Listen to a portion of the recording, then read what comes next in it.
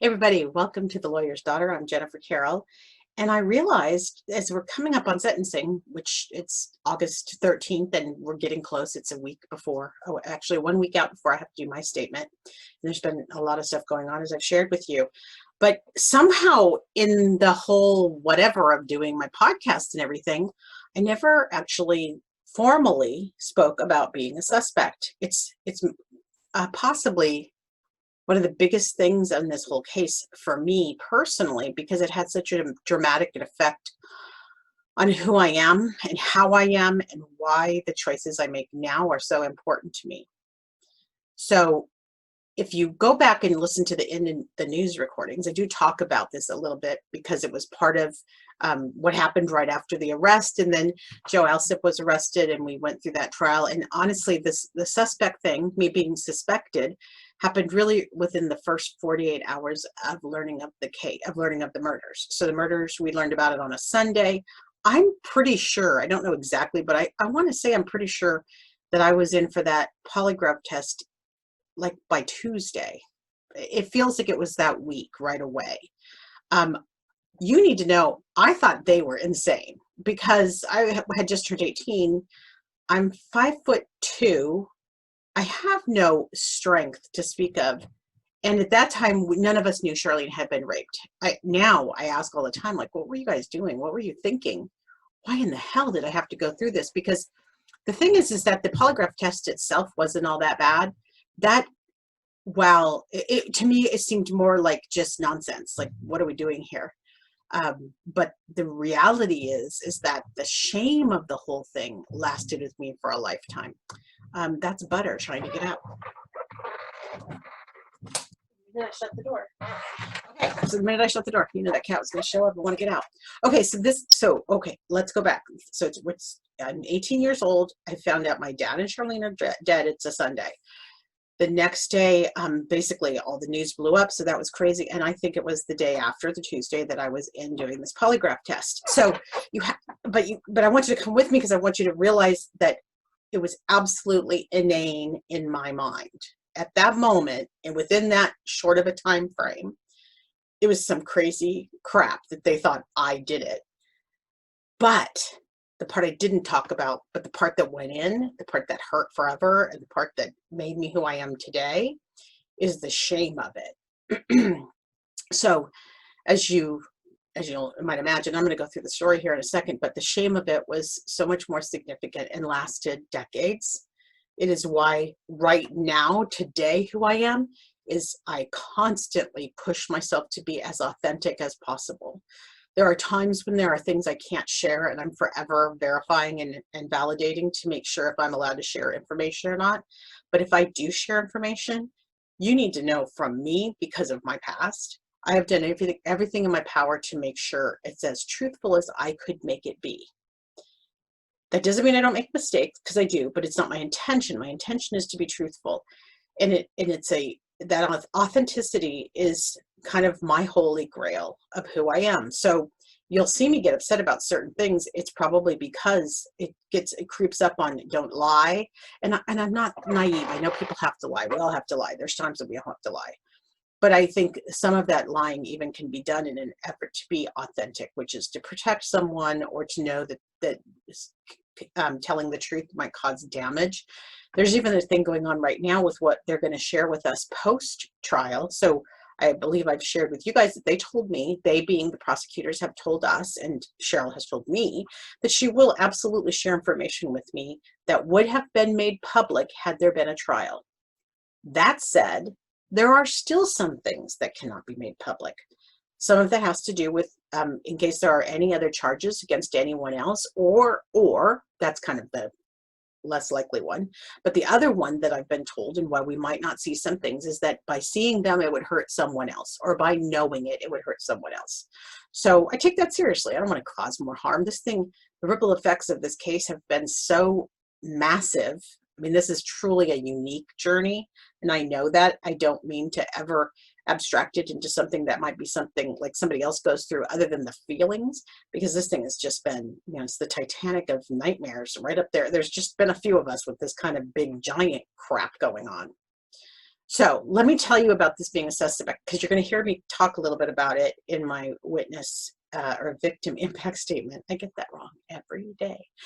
My victim impact statement. I'm going to talk about this because really, if we look at what one of the impacts of this case on me personally, and I don't even know, to this day, I don't even know if my brothers really understand what I went through and what it was like, because they were 3.5 and 5 years younger than I.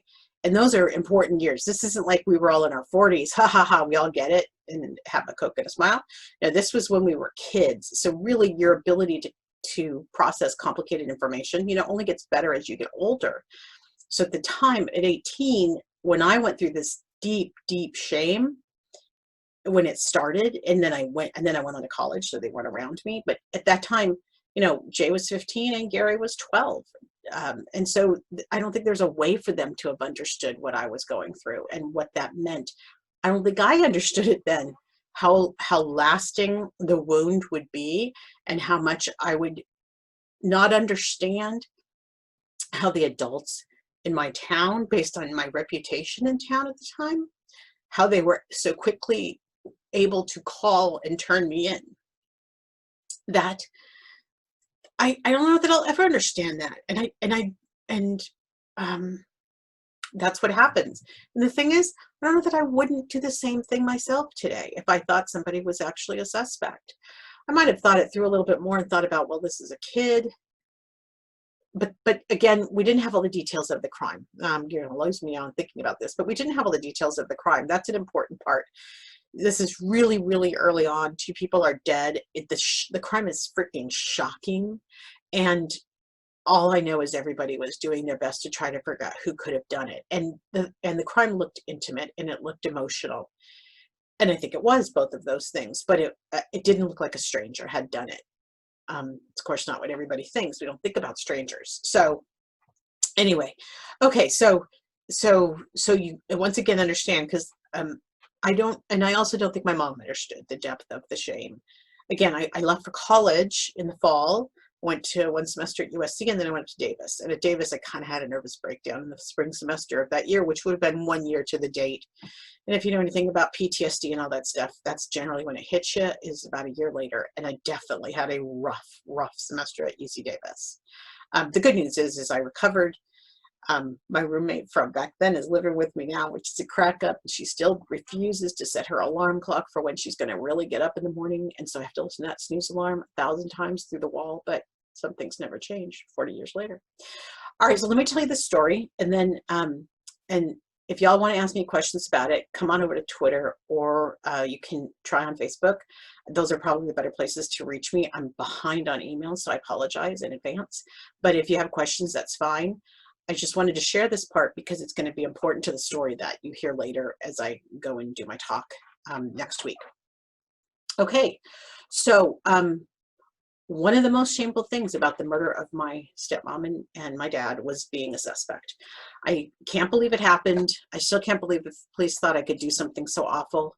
My mom was my alibi that night. I can so remember. She failed to be my alibi, but she was supposed to be my alibi. I remember coming in the house. We had just like a 4-bedroom that my mom bought on her own. I was so proud of her. She earned the money to buy that house. That was not a divorce cast-off. She actually did it herself. So she bought her first house, which was our house on Sutter Street. If you have to Google it, it's 6103 Sutter Street in Ventura. And it was a 4-bedroom house with my brother's bedroom by the garage, Jay's bedroom by the garage, and everybody else back down the hall. And when I came in that night, because I typically worked, I worked a lot. I worked Beverly Fabrics. I worked at Arthur Preacher's Fish and Chips, which was like the only one in California, and it was good. And I worked at the Ventura Theater with my friends. And so I often come home late because I'd be working. And I also worked a lot at the school, although not right then. This was in February, so chances are I was at work. Came home, saw my mom in this big black beanbag chair, which were all the rage in the late 70s. Beanbag chairs were still a thing. She was sitting plopped in front of the TV, and she had a glass of scotch on the rocks, which is not typical for her because she doesn't like to dilute her scotch with water. You don't want to ruin that scotch. But she had her glass of scotch. She's watching Soap, which for anybody who has never watched the reruns of Soap, it's great. But the best part is how Bert could make himself disappear by just snapping his fingers and he would disappear. I've always wanted that ability to do that. Bert was the best. She's watching that show. I come in, I go, hey, Mom, I'm home.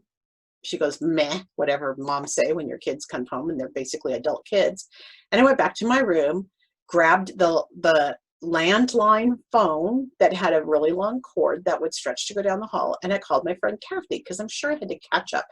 But Kathy and I then jabber-jawed on that phone probably for 90 minutes.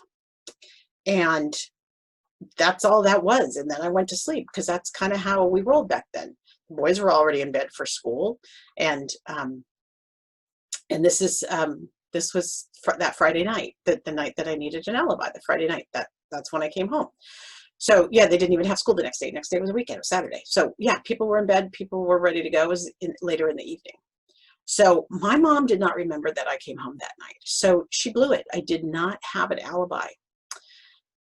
I have forgiven her for that, but there are times, especially after that second margarita, where I will occasionally skewer her with her lack of, I go, Mom, God, I've watched enough TV to know how you do this. You always lie for your family members. Then you can backpedal later. But the first thing you always tell the police is, oh, no, they were home and they were fine. How many episodes of SVU or of Law and Order have we watched? And we know that's what you're always supposed to do as the parent. First you lie, then you figure it out. Not my mom, she's too busy watching soap. Okay, so here we are. What happened next in terms of this polygraph test, in terms of the lie detector being a suspect, is basically my father's fault. And that's because, it's not because he was murdered, it's because he taught me how to be a jackass. One of the ways we sparred, and I think you know by now, we started sparring as soon as I could utter words. I was trained to be able to debate him and argue with him and hold my ground.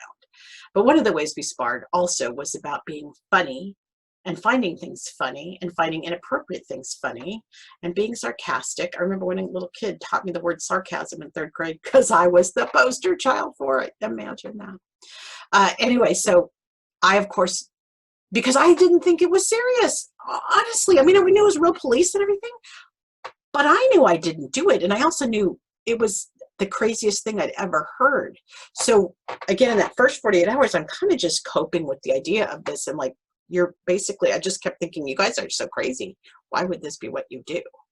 But it happened anyway. So I'm in the room. It's a small room. It looks like most of the rooms that you might see on television back then, where there were 3 walls around you. And then over here was the glass wall. And behind the glass, I figured there were law enforcement officers because that's where they stand, behind the glass. We've seen this, right? This is not a surprise to us.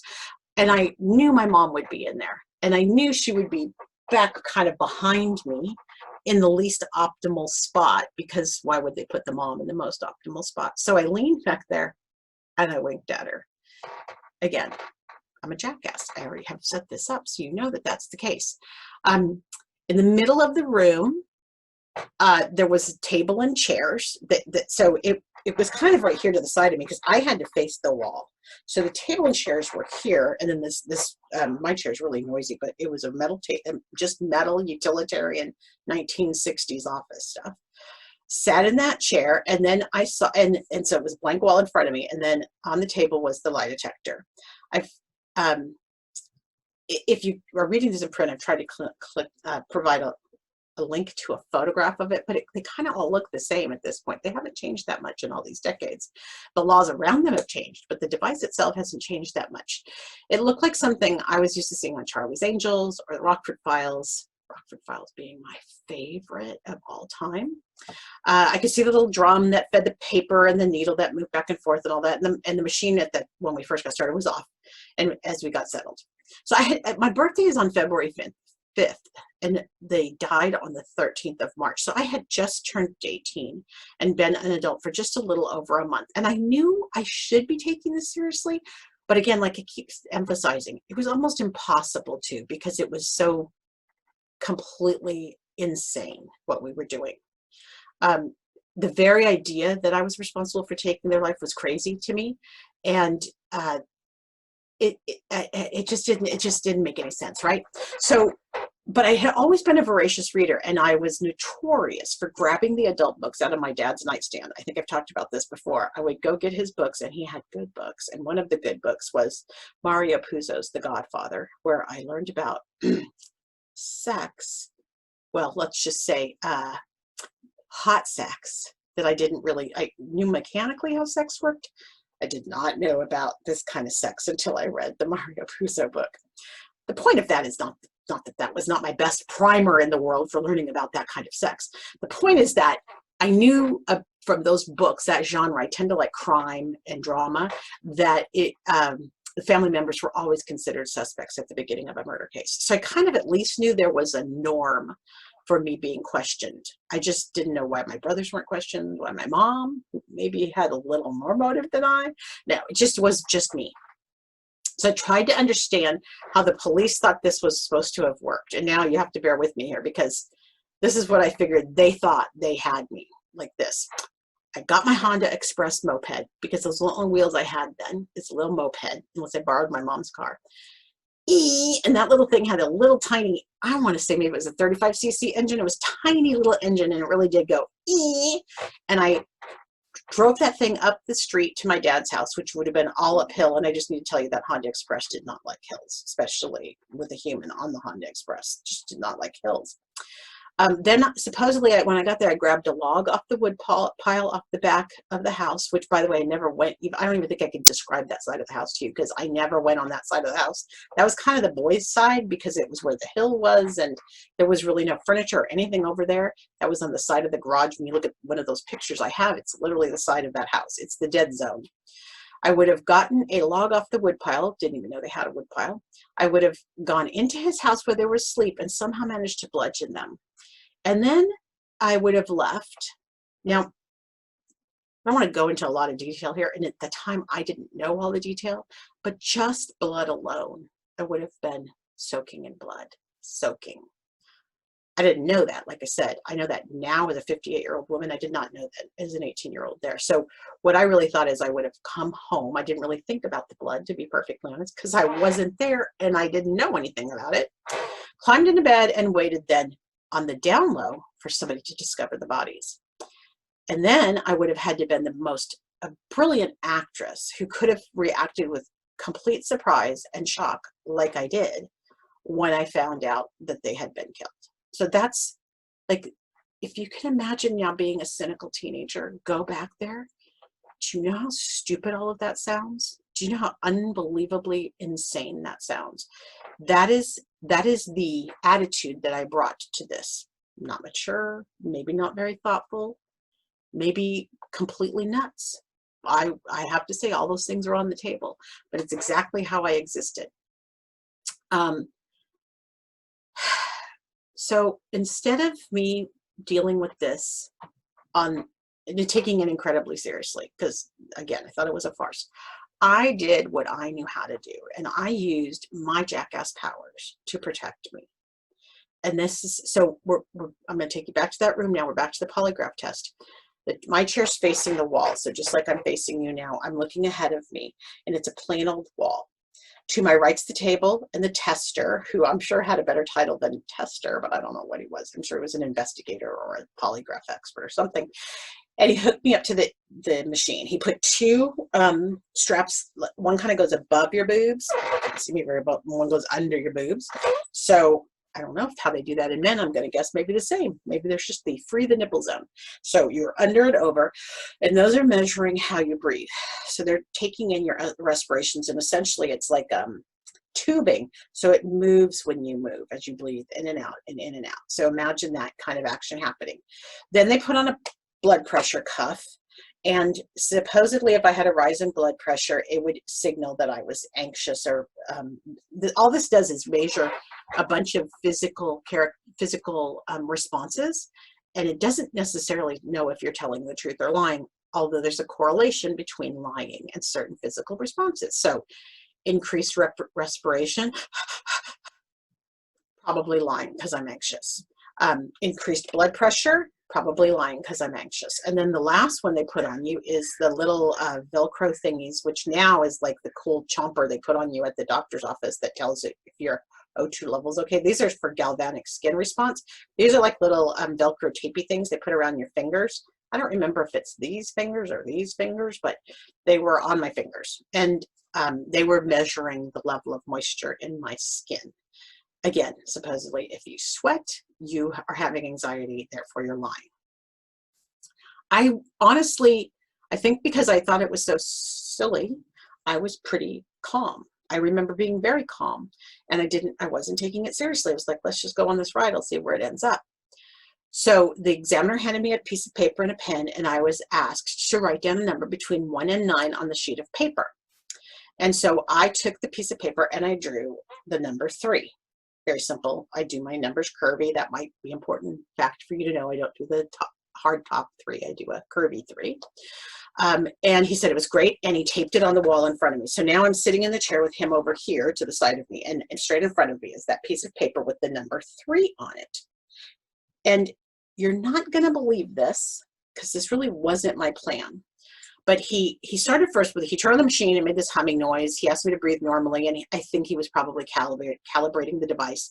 And then I meanwhile was staring at the number on the wall, didn't know what else to do. It was the only thing to look at, and I don't know at all how to engage with him because he was very quiet and very manly, doing his device manly stuff. And so I'm looking at that number 3, and I looked back. You know, I knew Mom was watching. I gave her a little wink. She asked me later, how did I know she was there? And I'm like, Mom, where else would you have been? It's the only logical place. This is how I have perpetually driven my mom mad for her whole life, is that I do stuff that she just goes, oh my God, that's my daughter. Yeah, it's true, but it's their fault. They raised me this way. Okay, so the examiner regained my attention, and we started. He said, okay, Jennifer, let's see if we can get this working. We're going to do a test.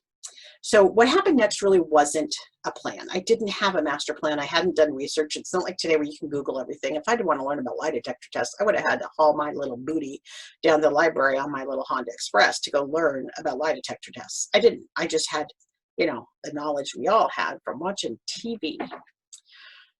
So I also thought I was smarter than adults. And that was also because of my father, who absolutely reinforced that belief, and many times it was a delusion, and other times I was dead right. But I tended to not respect them for their authority. I tended to respect adults who earned it, not necessarily because they were people in authority, because I don't respect authority all that well. Anyway, I did something I did not plan to do. I lied. Here's how it works. I wanted to know if I could beat the machine, because that seemed like a reasonable game for me to play. He told me, here's what I'd like you to do. When I ask you a question, I want you to simply answer yes or no. So this is really important part of the lie detector process. It has to be an affirmative or a negative, yes or no. It can't be, well, sometimes. That's not going to work. You have to absolutely be polarized in your answers. They write the questions to elicit those kind of answers from you, specifically for that reason. He said, I don't want you to shake your head or say anything else. It must be yes or no answer. Do you understand? And I immediately, I believe, said, I understand. And in my head thought, this is a game. And I said, yeah. Okay. He said, then did I ask you to write a number on a piece of paper? And of course I said, yes. Did you write a 5? And I thought, he knows I didn't write a 5. I said, no. And then in my head, and this is the important part, I didn't know this is how you can beat a test, but it happened to work for me, as I said in my head, no, I wrote an 8. So now this is the important part of the game, because I write my 3s basically like incomplete 8s. It was absolutely possible for me to keep seeing an 8 on the wall. In fact, as I sat there realizing what we were going to do next, I just kept looking at it thinking it's an 8. The other thing that they cannot control when you do these lie detector tests, and there's some interesting links out there on how to beat a test, but one of the things they can't control is what you tell yourself in your head. So by saying no, and in my head, I wrote an 8, I was reinforcing what I needed to see, but I was also basically creating something that was calming to me, because I thought, I'm telling myself the truth. I'm just trying to put my mind over the physical matter. So he said, okay, did you write a 7? In my head, no, it's an 8. And then finally he asked, did you write a 3? And I, of course, said, no, it's an 8 in my head. And that's when I looked over and I could tell he was frustrated because he could not tell I was lying. I didn't have any changes. Yeah, for me, I felt like it was a victory, right? I beat the machine because I was so insulted that machine was even in my life. And what was I doing here? And why would you ever have an 18-year-old ding-dong high school person in your office doing a lie detector? Like, it just was so many reasons crazy. Why did my mom even let me, for that matter? Why did I not have a lawyer? We all know, call your lawyer first. Don't admit to doing things. But again, I'm in the land of bizarro. I think this is all just weird.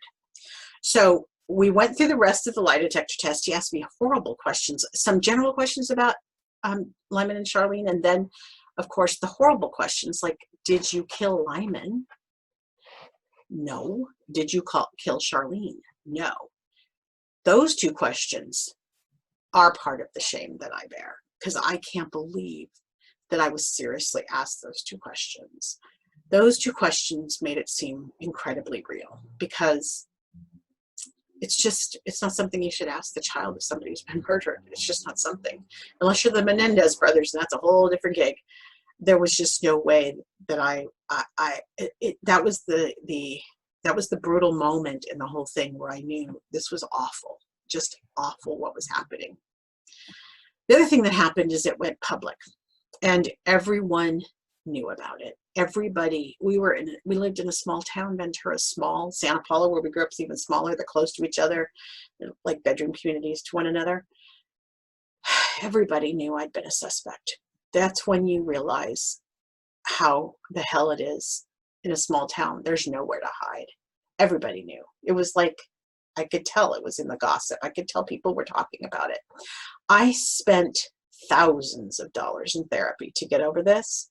And I can't even tell you how many years. Sometimes I say the shame lasted decades. Sometimes I feel like it was 1 decade. I do think I know what happened is that really having a daughter and being focused on parenting basically got me out of it when I was by myself for all those years, which was until I was 38, so 20 years. I absolutely wore this like a badge of shame. Absolutely. It changed who I was. It changed the choices I made. It changed how I comported myself. Both this being a suspect and then having it be public and having people know that I made a joke out of it. Nobody teaches you how to manage this kind of crap when you're a little kid. So it's not surprising to me. Of course, I made it worse for myself. That would be me, but that's okay. I own that. So the thing that helped me though is this really great therapist, and God knows I've been to some not really great therapists, but she turned to me at some point and she said, Jen, what if I just changed the way you think about this? What if I just said, could it be your dad had mistreated you so significantly that you would have had absolute justification in killing him?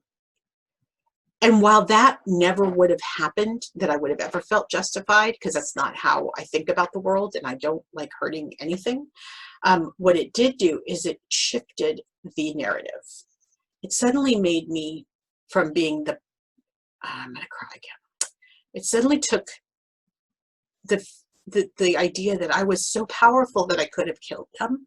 Because if you think about that, that's really what that narrative is all about, is that Jennifer was so bad and so powerful that she could have killed them. It changes that narrative to Jennifer had suffered through so much that it wouldn't surprise me if she had. And that was important. That was an important shift. Because the reality is it was much more like that. I was a kid. I never really got treated like a kid my whole childhood. I was always the oldest. I was always the one who knew how things worked. I was always, go ask Jen. She knows how to figure it out. Your sister will help you. Jen can help you in class. Jen was asked to publicly speak for her dad because I showed up well and spoke well at public events. I knew how to solve problems. I was helping my mom do her taxes when I was 13, right after the divorce. Like, I didn't get to be a kid. It was very rare that I ever got to be a kid. I was working from age 13 on because I liked work and I was competent. So the part that's hard, the part that goes with the victim part, and that's weird now that I think as a 58-year-old, when I look at like my nephew, who's exactly the same age as I was when my parents got divorced, and I think, oh my God, he's a little kid. I never, ever, ever gave myself that grace. And the adults around me didn't either. That just wasn't how it worked in the case of Jenny Smith, is that she was always the one who could handle it, who could take the punch, who could not only take the punch, but maybe go convict the bad guy, like from the beginning. So when my therapist flipped that narrative around, that was super important. That required me to have empathy for my younger self. And it required me to understand that all of us, when you hold yourself responsible for crap when you're a kid and you beat yourself up about it, you would never do that to your own children. You would never just be that hard on them. But we are really hard on ourselves. Okay, so flipping the narrative did make a big difference for me. The reality is that on the inside, I still was crushed that anyone, and there was, I'm pretty sure more than one person turned me into the police. I made a joke the other night on Twitter. It's like, oh my God, this case is going to be closed. I could FOIA the list of who turned me in as a suspect. I could actually find out who those people were now. I'm only interested because I want to know their perspective. I don't want to talk to them. Don't get me wrong. I don't want to talk to them, but once I can find out who they are, I can understand the lens in which they saw my relationship with my dad and Charlene, and that would be really helpful because some people that saw my relationship with them were their best friends, Charlene's best friends. Some people that saw my relationship with, like my grandmother, saw the relationship with her dad, and she always said that I was just that I just didn't have a chance. She's my favorite person. But she was very perceptive in that regard. And my mom said she often would walk around and go, y'all don't understand, this is just a child. So my grandma was great. Always had my back. Okay, stop this. Okay, so, all right. Here's the deal, though. For me, the idea that I could have killed them in an act of savagery was awful. And the fact that other people thought I could be capable of it was awful. It was absolutely inconsistent with who I was. And my friends and I started making jokes about it. At school, I was like class president for 2 years. And then and I worked in journalism. And I was all about outing the truth even as a kid. I had real jobs. I was like the best babysitter in Ventura County through youth employment because I was assigned all the hard jobs, including one where a kid pulled a gun on me. I had just this incredible reputation as just being a good girl, but also a very productive, hands-on person, a young person who could make stuff happen. So the idea that so quickly could be thrown out the window, and that people didn't see me for who I had been and who I was, and were willing to accept this other narrative about me that I was somehow bad, was shocking to me as an 18-year-old. So I handled it the only way I know how. That's why I still handle things, but not quite as rakishly and badly. But I used humor. And again, this is my dad. He taught us how to use humor. Things that were ironic, things that were juxtaposed in a way that made no sense. These were the things of humor. So not long after the murder, after the polygraph test, all that stuff, I decided to wear a tiny little stick on a necklace. I'm looking because there's a necklace on my desk, but I wore a tiny little stick on a necklace. I want to say it just kind of hit right here. And I'm talking about a stick, like a little tiny twig. You go out in the yard and get a little tiny twig. And I put it on a necklace. And for some reason, my best friend and I thought that was so funny. And I do remember the context of the joke, which was, it was so freaking ludicrous that I could have in any way lifted a fire log and hurt somebody with it. I don't know a gun because I know I can't manage it. Like, there are just things in this life you can't manage. Me wielding a log is one of them. And so the necklace became hilarious to us. And it was definitely an inside joke, but I kept it on. And at any point in this, if you're listening and go, Jen, what the hell's wrong with you? I'm right there with you. I don't know what the hell is wrong with me. We were in free fall. We didn't go to therapy. We didn't anything. We were in free fall post-murder. And all the things that I knew had changed because I graduated early. So I was really in free fall. So I wore that necklace with the little twig on it. That was a log necklace around town. I think the adults around me who loved me just said, that's just Jen, just let her be. I know now it was really my way of embracing the shame. I've really become very clear about the idea of the best defense is a good offense, right? If you know people are talking about you behind your back, and if you know there's all this blah, blah, blah, blah, blah going on, one of the best ways to disarm people when you're afraid they're going to say or think something bad about you is to be the first one to say it. And I can tell you this because I'm a fat woman. So it's very easy. If I self-deprecate first, I get the first blow, right? I can soften the blow by acknowledging by having a fat joke or by doing something that marginalizes me before you can marginalize me. I believe that's absolutely what was in play with this necklace. It was a way for me to run around and see the people I cared about and yet have a weird kind of way to disarm the conversation, because then you see this and you go, oh my God, I guess we can talk about murder because you're wearing a log necklace. Remember, it's more than just me being a suspect. People didn't even want to talk about murder. That's a weird thing to talk about. Even now, 40 years later, I'll have people call and go, I know this must be hard to talk about. And I'm like, my dudes, this is what I do. I talk about it. It's okay. It's how I heal. Like, it's okay. So I think that's what was going on, but I was no longer a student enrolled at Buena High School. I went to Buena down in Ventura. I graduated at the end of January with the early graduation, and I had signed up and was taking classes at Ventura College in March when Lyman and Charlene were killed. I don't even know if I ever went back. Somewhere there's a report card around here about that year in school, but that semester, but I don't remember. All I know is I went back to Buena. And the good news is that because I had been there in leadership, I knew the dean of boys, I guess he was, but it was Bob Kuzar. Robert Kuzar was our leadership advisor. I know he's gone through life underappreciated. This man was amazing what he did with us and leadership. That we should have been a model for all schools. They should be doing what we did then. We absolutely were aware of the political process. We did so much. We had cabinet meetings. We used Robert's Rules of Order, and this man was amazing. And he allowed me to come back and basically hang out in the student center, which is where leadership happened. It's also where the clubs came and went. It was kind of the place where all the action was, if you were one of the nerds that were into the school action. That was me. I was definitely a school nerd. He let me hang out there with my friends. He made it a safe place. But I made a mistake. I wore that stupid necklace to the school, and there was one woman at that school who hated me from the day I walked onto that campus.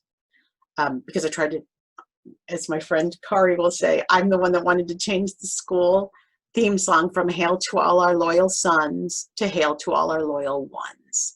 Yes, I was that person that said it's not that hard to make this not sexist. So I rubbed Lois Schaefer, Dean of Girls, the wrong way. There was nothing pleasant about this woman. I have not found anybody who thought she was pleasant. Mind you, it's with our 40-year 2020 glasses when we look back on time, but I haven't found anybody that she was an unhappy person. She saw me with that necklace on. She called the police. The police came to campus. I got whisked away to the Student Activity Center to meet with the police. The police took the necklace into evidence. And I have yet, but I'm going to now because I just remembered about this, I have yet to ask Cheryl Temple if that necklace is still in evidence. I suspect it is, because there's a lot of other stuff that's still in evidence. So I might see that necklace again. And if I do, I'm going to put its picture on my website, because you're going to see it's nothing, except it turned out to be everything. Because of my stunt, my dumbass stunt of wearing that to school, I believe Lois Schaefer was successful in making sure that I didn't get Girl of the Quarter or Hall of Fame, which were the two big awards you get for service at the school. And honest to God, I'm still bitter about not being in Hall of Fame. Girl of the Quarter, I could live without, whatever. I don't care about that one. But the Hall of Fame, I served that school like a beast for 3 years or 2.5 years. It just so bums me out that that didn't happen. And I know Lois was the one that put the kibosh on it. See, it's like therapy, but it's free because I'm just talking to you. Isn't that awesome? All right. Anyway, if we go back just for a minute, back to that polygraph test, you'll be happy to know I passed. It would be over a year later when I'd find out Charlene was raped. They didn't tell us that until Jill Alsip's trial. It would be 20 years later when I'd find out that they weren't murdered in their sleep. That was the trope that was going around for 20 years in Ventura, which actually I think it's a odd kind of gift, because I really didn't understand how violent it was until much, much later. And then of course it would be 20 plus years later when we'd learned that they were killed by a serial killer and not by anybody in our community. Taking the test was a bad thing, and playing with the test was a bad thing. But and the probably the worst thing that happened that just put the old, what is that? Signed, sealed, delivered, the whole thing is how I don't even know the best metaphor for this because I just don't have it right now. But the thing that I did that probably made the biggest lasting impression is that I characterized the whole thing as being so dragnet. And that's exactly how it felt to me. It felt like the little men who get out of their little cars here in the heart of the city, and they do their little police stuff, and they don't really see the people. They're just busy moving people through a series of transactions. And as you might imagine, I still haven't lived that down. So, okay, that's the story of being a suspect. Don't ever be a suspect. It freaking sucks. It's life-changing. It's awful. If I went through what I went through, I don't even imagine what Joe Alsip has gone through. I can't imagine ever being falsely accused because I have been, and it sucks. And mine was for just a moment in time, and it was still debilitating.